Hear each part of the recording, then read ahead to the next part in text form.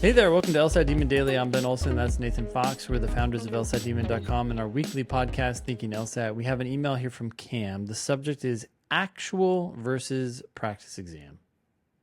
Hello, I have studied for 8 months and have consistently scored on PTs in the 170s since January. My average is 177 and I typically get a couple wrong with no rhyme or reason, i.e. not a particular question type. I took 2 actuals and scored a 166 and a 168. I've gone back to doing timed sections, almost always getting none wrong, and reviewing all questions I've gotten wrong over the span of 22 tests. I'm signed up for September, and I'm not sure what else to do. Thanks again, Cam. So it seems like Cam believes that they are underperforming on their official test. Yeah, and I think that there are 2 issues here, and they are related. So Cam says, I typically get a couple wrong with no rhyme or reason. No, there is a rhyme, and there is a reason. It doesn't have anything to do with question types. It has to do with the fact that you misunderstood a sentence somewhere in those questions. Yeah, you misunderstood something in the passage. You misunderstood the question they were asking you about the passage. You misunderstood the wrong answer you chose, and or you misunderstood the right answer that you did not choose. Yep. And the rhyme or reason is you didn't solve the question. You didn't They gave you understand a record. words. Yeah. They asked you a question about that record.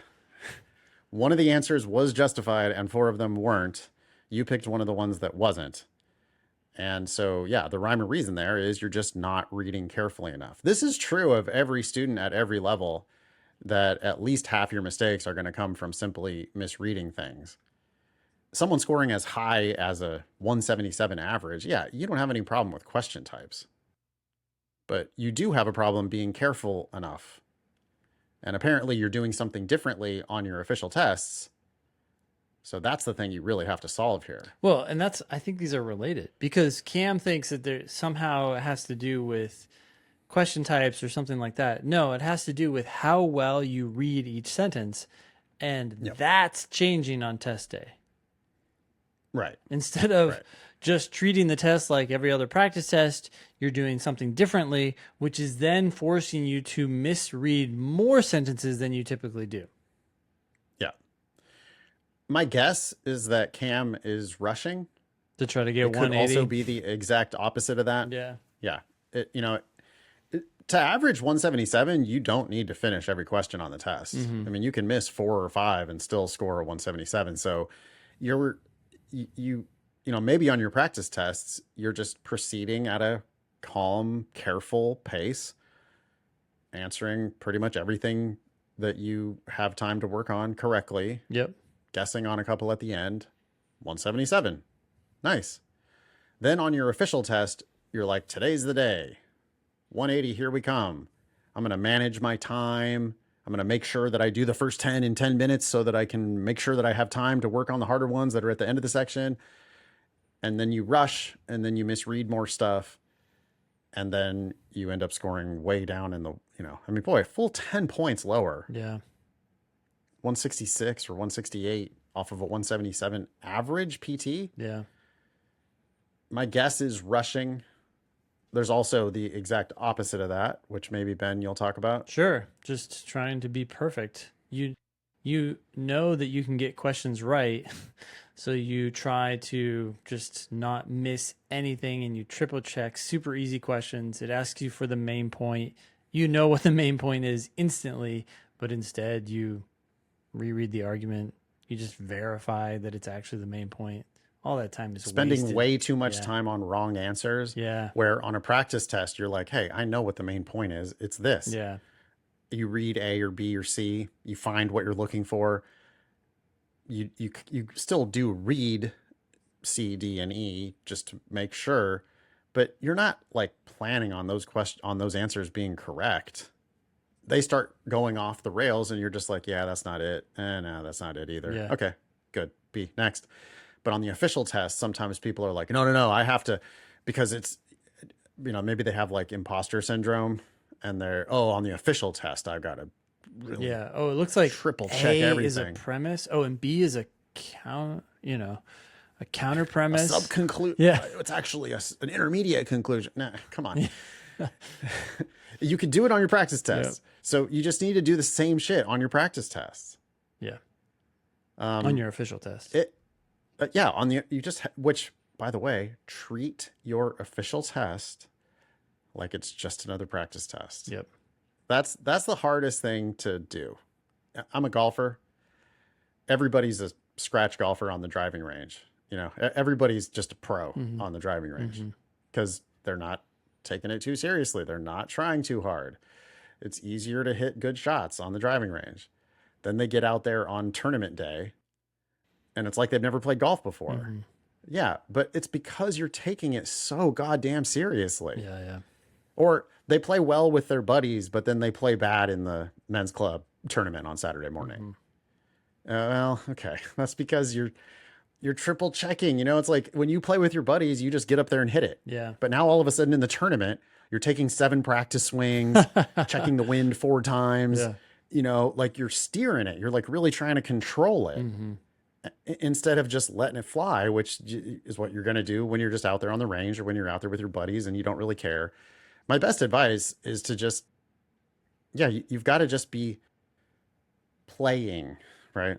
I'm thinking about this a lot because I have my big thing that I do every year this weekend, Saturday, Sunday in August.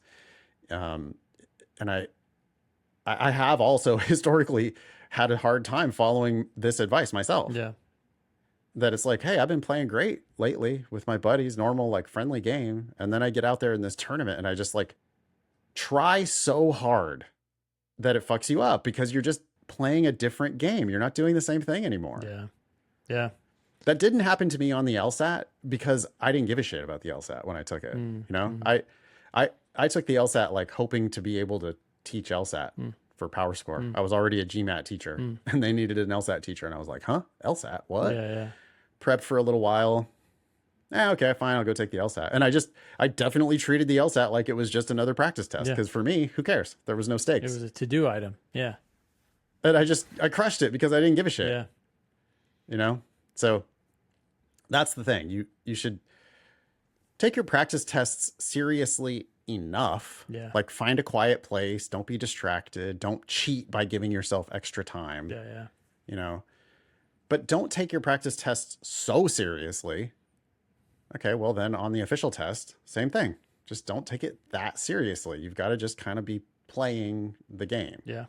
Anything more you want to say to Cam? Yeah. Cam says I'm signed up for September and I'm not sure what else to do. I would suggest putting the October, November test dates on your calendar. Yep. And just, you don't need to sign up for them, but plan on taking them so that September is just one of many official tests that are in your future. Yeah. So, I mean, we can actually do a little PSA here. The October test is October 3 through 7. The November test is November 5 through 8. I would put those on my calendar. If I was taking the test in September, I would absolutely put those dates on my calendar. I also would be looking at those registration deadlines. And unfortunately, the October test registration deadline, August 21, is before the September LSAT even happens. So you do have to register for that one. Yeah. So yeah, you do. And same thing with the November and October tests because the November, it's in early November, but the deadline is September 25th. So you have to register for that test before the October. Not only do you have to register before the score release, but you have to register before the test even happens. Interesting. Yeah. They have sometimes historically, right? Put it right after. No, or Yeah. given people a waiver, like said, okay, we understand you might want to be waiting for your results before you sign up for another test. Tell you what, if you sign up ahead of time, we'll allow you to have a free refund or whatever. Yeah. Yeah. I would not anticipate that they're going to continue to do that. Just my guess. It'd be great if they did, but my guess is they're not going to. Yeah. And It's unfortunate because, it's just yet another, like, there's millions of examples of the rich getting richer or things being just aligned in favor of people with more money. Really hard to avoid that in life. Yeah. But for the rich kids out there who can spare the $248 per test attempt, you can buy yourself reduced test anxiety.